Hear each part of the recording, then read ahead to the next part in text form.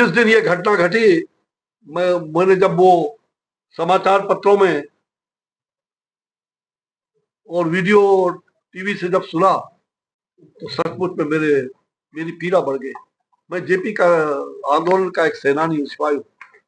हमने वो दिन भोगा है, हमने पुलिस के उस तानाशाही को और पुलिस के उस घिनौने दृश्य को देखा है, जेल के अंदर अनशन करते हुए, और मेरे ऊपर अत्याचार हुआ, लाठियां चली, गोलियां बरसाई गई, और उस समय गर्भ सलाके से मुझे दागा गया था 2 जुलाई फुलवारी शरीफ 1974 का, जिस पर जेपी ने टिप्पणी किया था कि परकीय शासन से भी क्रूर स्वकीय शासन है जो छात्र युवाओं पर इस प्रकार क्रूरता बरता रही है। और ऐसे क्रूर जो पुलिस अत्याचारी है, जिसने सरेंडर करने के बाद, मैंने अभी कहा था कि वो बिलोटी का गांव आप जाइए, 70 गांव, 70 लोगों को जो बसाया है, वो 70 लोगों में कोई ब्राह्मण नहीं है। वो 70 लोगों में कौन कौन है? कुशवाहा भी है, वो वहां पर चंद्रवंशी भी है, कमकर हैं, वो निषाद भाई हैं, ये सारे पिछड़े अति पिछड़ी जाति के, और 70 लोगों को बसाया कहाँ गया है? तो वहां से दामोदरपुर बांध से अभी 200 लोग वहां पड़े हुए, उसमें सवर्ण भी हैं और अति पिछड़े लोग भी वहां हैं। लेकिन ये 70 लोग जिनको आपने पहले चुना और इनके साथ भ्रष्टाचार हो रहा था, उस भ्रष्टाचार की लड़ाई लड़ रहा था कि भाई इनको गड्ढे में लाके गड्ढे में दे रहे हो, ये गड्ढे को भरो, उस पर मकान दो, 40,000 रुपया पहला किस्त, वो गड्ढे में कैसे बनाएगा? पानी पीने का नहीं, खुला आकाश है, 2 चापाकल लगे, और दोनों चापाकल उस दिन जो लगाया पानी, अब मैं गया था, पानी में कीड़े आ रहे थे, गंदे पानी। तो आपने भ्रष्टाचार कर दिया, इसको 200-250 फीट गाड़ना चाहिए था। यही लड़ाई उसने, वहीं से एसडीएम को कहा, क्या मुझे शहीद भगत सिंह बनाना चाहते हो? तो मैं आज से शहीद भगत सिंह बनूंगा। पानी पियोगे आरओ का, और ये गरीब पिएगा, ये कीड़ा पानी पिएगा, कौन सा गुनाह किया था? इसलिए लड़ाई में बहुत लोग इसको जातिवाद का करार दे रहे, दुर्भाग्य है। ये पूरी तरह से ये लड़ाई इस बात की है, द्योतक है कि वो लड़का सामाजिक, वो तो हिंदू राष्ट्र के लिए पदयात्रा करके बागेश्वर धाम सरकार के घर पर गया। वो लड़का कोविड के कालखंड में, मैं स्वास्थ्य मंत्रालय का काम देख रहा था, उस समय उसने कहा कि मुझे भी खबर भिजवाया था, मैं बक्सर का सांसद भी था, मुझे खबर भिजवाया था कि मुझे मेरे शरीर को कोई वैक्सीन के लिए मेरा शरीर अगर परीक्षण करने के लिए है तो मैं, और आज वो वायरल हुआ है, प्रधानमंत्री जी को उसने जो मार्मिक चिट्ठी उसमें लिखा था, जो राष्ट्र के लिए मरने वाला हो वो ऐसा। और उसने उस समय भी कहा कि मैं अपना घर, जो माँ ने उसको सोने का बचपन में दिया था रक्षक, वो सुनो भाई, जो रक्षक के रूप में थे, उसको भी बेच दिया उसने, और वो रिवॉल्वर खरीद लिया। क्यों खरीदा? ये जांच कमेटी बैठी हुई है, और जांच हमारी सरकार ने, हमारी एनडीए की सरकार ने जांच बैठाई है हाई कोर्ट के उस न्यायमूर्ति की अध्यक्षता में। मुझे लगता है कि दूध का दूध, पानी का पानी होगा। सरकार कोई भी अपराधी, जो पुलिस के लोगों ने जो अपराध किया, हिंसा किया है, वो दंडित होंगे। 302 का मुकदमा भी दर्ज होगा, वो जेल के अंदर भी जाएंगे, चाहे जिसने भी इशारा दिया होगा। ये पूरा जांच के सारे विषय सामने आ जाएंगे। अब यहाँ का पहाड़, यहाँ का पत्थर, यहाँ का गिट्टी, और यहाँ के लोगों को 300, उसके अलावा जीएसटी, बालू का टेंडर नहीं हो रहा। ये विकास अवरुद्ध है। सड़कें टूटी फूटी, जो सड़कें उस समय बनी थी, बीच में थोड़े बहुत रिपेयरिंग हुए हैं, नहीं तो कोई अच्छी सड़क नहीं। आज विकास के लिए पैसे नहीं है। अब आप कटोरा लेकर के भीख मांग रहे हो, और यहाँ घोषणा कर दिया कि हम इतना रुपया। ये जो जनता को खरीदने की बात जहां जहां भी होती है, राजनीति इस रूप में नहीं होनी चाहिए। विकास के मुद्दे पर विकास एक साथ मिल के करूं, और विकास में कोई भी विरोध नहीं। जैसे पूजा पद्धति अलग अलग हो सकता है, लेकिन धर्म के प्रति आस्था हो। राम मर्यादा पुरुषोत्तम राम है। मैं फिर वहां से आता हूं कि श्री राम के प्रति सबको श्रद्धा और सबको उनके प्रति विश्वास जगना चाहिए। इसको कलंकित नहीं करना चाहिए, राजनीति बंद होनी चाहिए। और मैं आज के इस अवसर पर, आज मैं झारखंड में हूँ, मुझे खुशी हो रही कि मैं अपने भाई के घर में हूँ और इससे बड़ी खुशी क्या हो सकता है, सौद्र भाई के घर में हूँ। तो ये हमारा अपना है झारखंड। हम लोगों ने खून पसीना करके झारखंड का विकास किया है। जब बिहार एक साथ थे, वहां जंगल में वहां होता था, यहाँ जंगल राज बिहार में उस समय था। भूल गए उस जंगल राज को?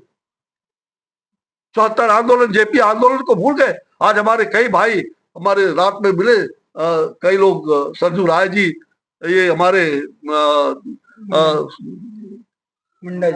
मुंडा जी और वो अर्जुन मुंडा जी, हमारे शादी विवाह में समारोह में, वहीं सूर्यमणि सिंह जी छात्र संघ के अध्यक्ष थे, हमारे विद्यार्थी परिषद में रहे। अब इन लोगों ने 74 आंदोलन, जेपी आंदोलन में जो हम लोगों ने पूरे बिहार में अलग जगाया था, लोक नायक जयप्रकाश नारायण, सत्ता ना हो भ्रष्टाचारी हम पर भी है जिम्मेवारी, ये हम पर भी जिम्मेवारी है।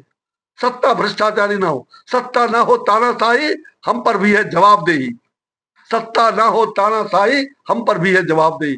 आज ये कहने वाला जेपी ने उस गांधी मैदान पटना में संपूर्ण क्रांति का आह्वान 5 जून को किया था। और हमने अभी जेपी ये 26 जून आपातकाल का काला वर्ष कभी न भूलेगा भारतवर्ष, कभी न भूलेगा भारतवर्ष, आपातकाल का काला वर्ष कभी न भूलेगा भारतवर्ष। और ये आपातकाल संविधान हत्या दिवस के रूप में हमारे आदरणीय प्रधानमंत्री नरेंद्र भाई मोदी जी ने, जब हम लोगों ने पिछले बार प्रस्ताव 2024 में 25 जून को दिल्ली के कॉन्स्टिट्यूशन क्लब में वेंकैया नायडू जो पूर्व उपराष्ट्रपति, उनके सामने यह प्रस्ताव लाया, दूसरे या तीसरे ही दिन प्रधानमंत्री जी ने यह प्रस्ताव पूरे देश में लागू किया कि संविधान की हत्या, और संविधान का हत्यारा कौन? संविधान का हत्यारा कांग्रेस, इंदिरा गांधी। ये सिद्ध हो चुका है। ये शाह कमीशन के रिपोर्ट में सारी बातें, आज शाह कमीशन का रिपोर्ट इंदिरा गांधी बाद में शासन में आई, मुरारजी देसाई ने बनाया था। क्यों शाह कमीशन के रिपोर्ट को बंद कर दिया? क्यों बंद कर दिया? हम तो चाहते हैं कि भारत सरकार शाह कमीशन के रिपोर्ट को श्वेत पत्र के रूप में, जनता के रूप में, जनता को जग जाहिर कर दे, तो दूध का दूध पानी का पानी हो जाएगा कि संविधान का हत्यारा कौन है। तो कांग्रेस, इंदिरा गांधी, ये शाह कमीशन ने उस रिपोर्ट में डाला। और मैं 74 आंदोलन का एक सिपाही हूं। हमने जेल सेल यातनाएं सही है, मैंने 2.5 साल जेल के अंदर और गर्म सलाखे से भी दागे गए इस शरीर को। ऐसे हजारों लोग उस आपातकाल में लोकतंत्र की रक्षा के लिए, तो इसलिए लोकतंत्र की रक्षा कौन करेगा? हम करेंगे, हम करेंगे। संविधान की रक्षा कौन करेगा? हम करेंगे, हम करेंगे। हम नौजवानों से, नई पीढ़ियों से मेरा अपील है आपके माध्यम से, और मैं उस काम को अभी 25-26 जून को मैंने पटना में घोषणा किया है। जेपी के मूर्ति के सामने मैंने आत्मशुद्धि के लिए उपवास रख करके कि तानाशाही देश के अंदर नहीं चलने देंगे, कोई भी तानाशाह नहीं हो सकता है। ये लोकतंत्र का देश है। नरेंद्र मोदी जैसे लोग जो लोकतांत्रिक प्रणाली को आज आगे बढ़ा रहे हैं, महिलाओं को सशक्तिकरण की ओर बढ़ रहे हैं, ये कांग्रेस के लोग कभी संविधान का किताब लेकर के घूमते हैं? भूल गया बाबा अम्बेडकर को? बाबा अम्बेडकर को आपके परिवार ने, आपके खानदान ने, कांग्रेस ने कितना गंदा काम किया है, ये सबको मालूम है।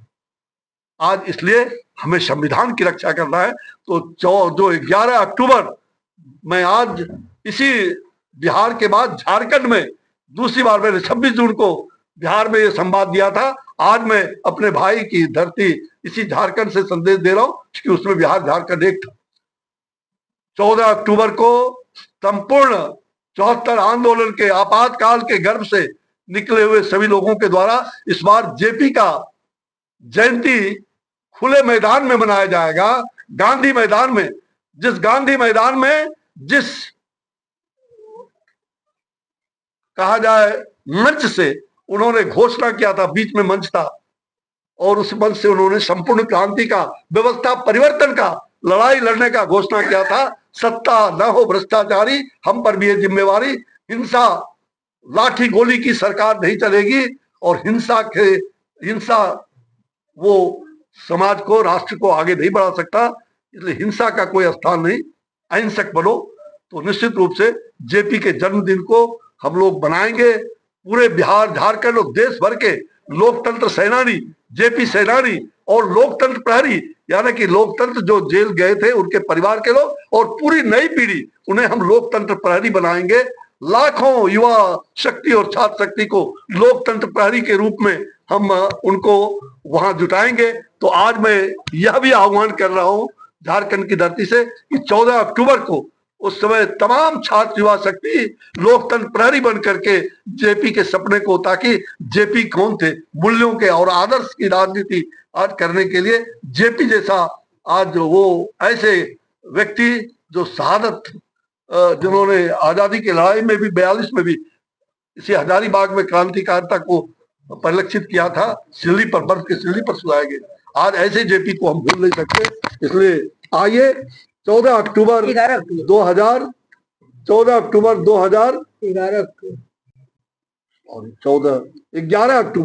अक्टूबर जो जेपी का जयंती है, जन्म जयंती, इस बार गांधी मैदान में उसी मंच पर मनाया जाएगा जहां से संपूर्ण क्रांति का नारा और व्यवस्था परिवर्तन का नारा गुंजायमान हुआ था। तो पूरे बिहार से और झारखंड और देश भर से लोग वहां आएंगे और युवा शक्ति लोकतंत्र के प्रहरी बन करके अपने संविधान की रक्षा करने के लिए, लोकतंत्र की रक्षा करने के लिए और तानाशाह और भ्रष्टाचार को समाप्त करने के लिए आप गांधी मैदान में 11 अक्टूबर को जुटे हैं। लोकतंत्र के प्रहरी आकर के अपने लोकतंत्र का पहरेदार बने। धन्यवाद। आपने कहा कि ये अब उंगली दिखाने वाला प्रधानमंत्री यहाँ नहीं है। 56 इंच का सीना रख करके जो आंख दिखाएगा वो आंख मिलाने वाली ये नरेंद्र मोदी की सरकार है। और आपको जानकारी होनी चाहिए, आज सिंधु कुंभ लगा था 23 तारीख से लेकर के 26 तारीख तक पूरे लेह में सिंधु दर्शन हुआ था। और मैं आज से 28 साल पहले जब अडवाणी जी ने उसका शुरुआत उसमें किया था, और माननीय इंद्रेश जी जो एक संघ के प्रचारक रहे राष्ट्रीय संघ, उनके ही उससे ये हर साल, और हमारे 5 जन के संपादक रहे थे तरुण विजय जी। शुरुआत के दौर में मैं गया था सिंधु दर्शन में, और आज तो सिंधु कुंभ लगा, मैं नहीं जा पाया। मेरी धर्मपत्नी अभी कल ही लौटी है सिंधु कुंभ से। भारतीय संस्कृति का, भारतीय हम कह सकते हैं सिंधु सभ्यता, जो सिंधु से हिंदू हुआ, ये सनातन संस्कृति का द्योतक है। और सिंधु दर्शन को रोकेगा या वहां के पानी को? और तुम ये कह करके पानी को तुम खून बहाओगे और हम पानी देंगे, ये कदापि नहीं हो सकता। खून बहाने वाले को हम पानी नहीं दे सकते। और इस प्रकार से पानी का, जल का बंटवारा हमने बांग्लादेश को भी पानी दिया है, आज अपने कॉस्ट पर दिया है। और वो जो धमकी दे रहा है, ये जो तानाशाही प्रवृत्ति है, और जो पाकिस्तान एक तानाशाह के रूप में, एक पाकिस्तान वहां आतंकवादी का देश है। पाकिस्तान जो अपने आप में समाप्त हो गया है, वो इस प्रकार का चुनौती भारत को देता है। छी छी छी छी, ऐसे आतंकवादियों को शरण देने वाला पाकिस्तान पानी के लिए छटपटाएगा, पानी के लिए छटपटाएगा।